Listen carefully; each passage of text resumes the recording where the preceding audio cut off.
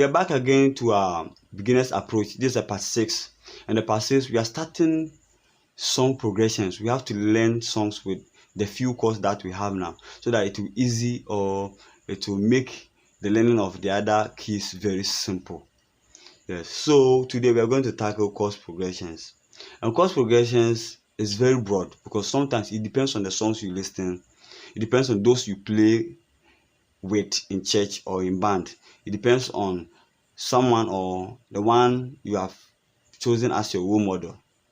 They have effect on these areas, and sometimes it depends on you yourself, how you decide to train your mind and how you even rehearse on the instrument. So quickly, let's look at how I got to know chords, or how I got to even identify chords in songs as it's being played. Yes, what I got to know is, first, I was able to identify my tonic so far. That is do, re, mi, fa, sol, la, ti, do, ti, la, so, fa, mi, re, do. We are doing it in key F. I was able to identify them. When you play a la, I hear that it's a la. Until maybe you didn't play the do or the one chord first. When I hear the one chord, that what is the key, and you're able to mention that this F, or maybe F sharp, or maybe C. Any note you play again, I'll be able to identify. So train your mind that way. When you're able to train your mind that way, anywhere you go, everywhere you go, when they are playing a song, you'll be able to identify at least 4 or 3 chords from the song.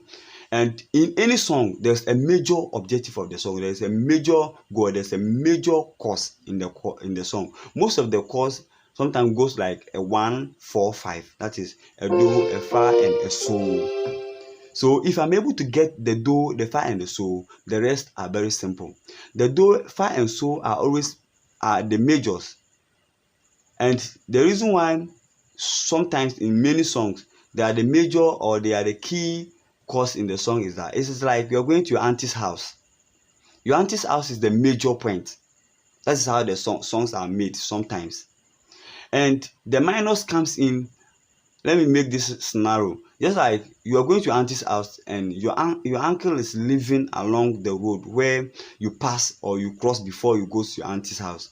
So along the line, as you're going to visit your auntie, you just pass by your uncle's house, greet him, and he's like, "Where are you going?" And you tell, "Oh, uncle, I'm going to my auntie's house." And he's like, "Okay, take this currency, give it to auntie, or take this rice, give it to auntie." You see, you visiting your auntie, your uncle has added a spice to your visit. Now, as you are going, you have something. That is how chords go. So your uncle's place that you branch was a minor, and your auntie's place that you are going is the major point. So that is how minors work with majors. And in any song, there are major objects. Either it's on a minor or what, there's still a major points of progressions. And this is how you should understand before you'll be able to play very well in your song. So first of all, know your notes and know your chords. Just know them. When you're able to know them, sit down, take your time. When a song is being played, take your time, because most of the song will go like,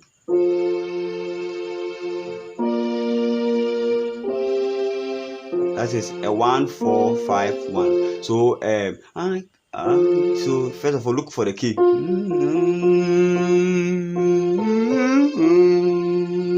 Okay, so I'll be able to find the key.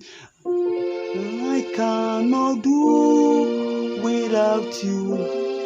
Cannot do without you. Cannot do without you. Oh Lord, I cannot do without you. Cannot do without you. Cannot do without you. Oh Lord. I played only 3 chords. That is a do, a fa, and a sol in this song. Yes. Why? Someone will ask why.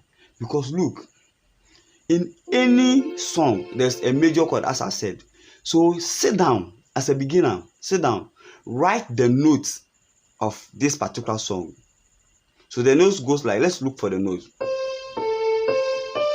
So we realize that it is falling. I cannot do. So the I cannot is within this chord. And any chord progressions the chord that you play will start from the first stanza, where the first word of the stanza starts in the song. Your chord starts. That's the first letter of, or the first word of your song that you are learning or you are singing. I cannot.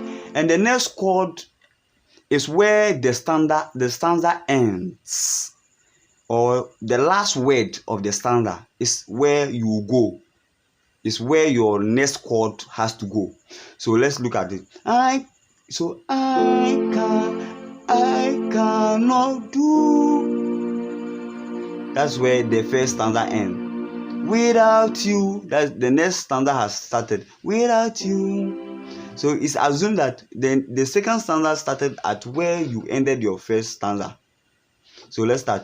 I cannot do without you. So the next stanza started and without you has ended. Cannot do. That started again. Without you. Cannot do. That's how a song progression goes. So sit down, write notes. So I cannot. Then you write under the words. So the note falls within this chord. So it means that the chord has to be here. You have to stand there. I cannot do. So do. The do, I want to a fa. I can go to a 6, but I want a 4. I'll explain it further. I want a 4 because this la note is found within the 4. So it will make sense. Do without you. I came to a 5 because this 2 is already in the 5. Yes. Cannot do. I came to a 1 because this so is in the 1. The 5 degree is in the 1. We cannot do without you. Yes, we cannot do without you. Still in the 1 because we are gallivanting around the same place. Cannot do. This is where it came to rest. So the chord has to follow at where it rested. Without you. I played a so because this T is in the so. Oh Lord. Simple. So where the chord starts with where the note starts, and it ends, the chords follow again or ends at where the note ends. So looking at the stanza, where the stanza goes, you follow with the chord. Looking at where the note starts and ends. So where your note goes, you follow there. Simple as AB. Good. The next application is the same song. I cannot do. I want to a fa. This time I want to go to a 6 because it is in the 6. So why don't I try the 6 and see how it will sound? That's how we learn song. So that you won't feel bored or dull at rehearsal. So let's try it and see. I cannot do without you. Does it make sense? Oh yes, it makes sense. So it means that I can play it this way and I can play it this way. So I cannot do, or I cannot do without you. Wow. Cannot do. Yes, and so again.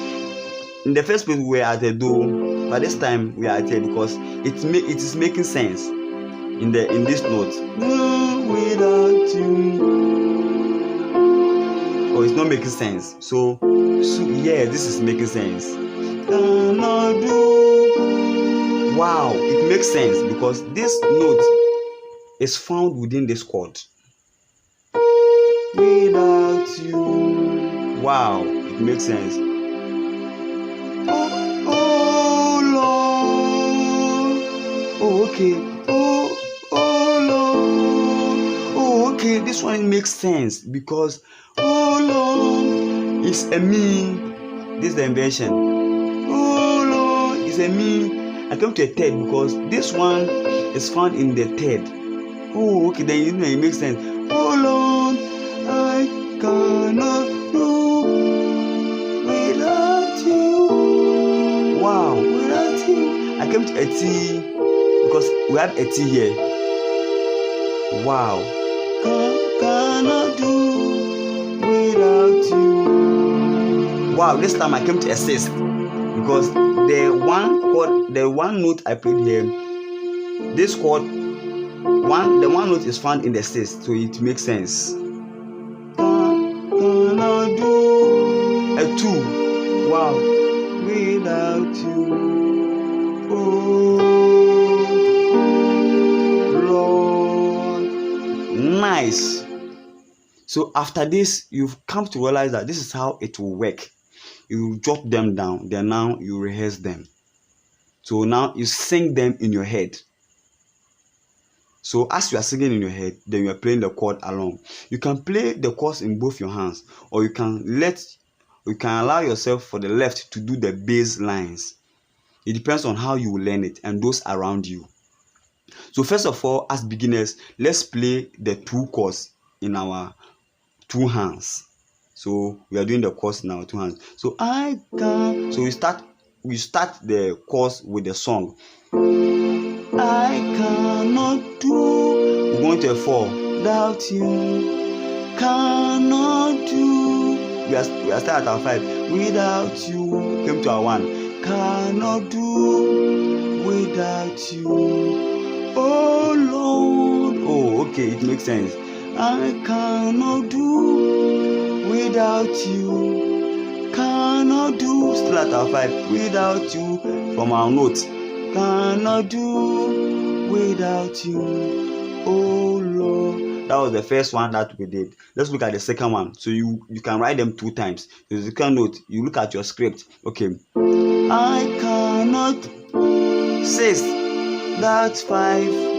Cannot 5. Or cannot. Yes. 2. Without 6. Yeah. Cannot do 2 without you. Oh Lord, I cannot do without you. Cannot do without 6 again. You can play the 6 like this. Cannot do without you. Oh Lord. So where the note goes, you just add the chord. Where the note goes, you just add the chord. You can be in the inversion. Since we have learned the inversion, just apply the inversions and you get there.